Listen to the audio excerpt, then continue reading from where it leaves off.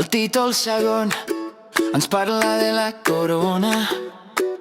El rei és el cap d'estat, una gran persona.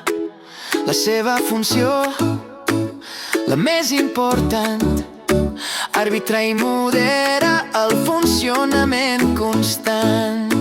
Nomena i separa el president, sanciona les lleis, un gran talent.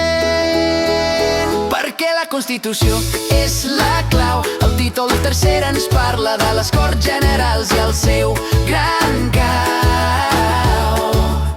O el Congrés, els diputats i el Senat, la sobirania del poble ben representat.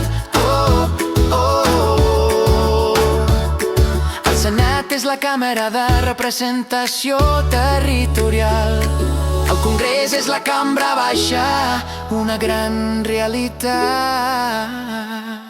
La funció legislativa és la seva gran tasca.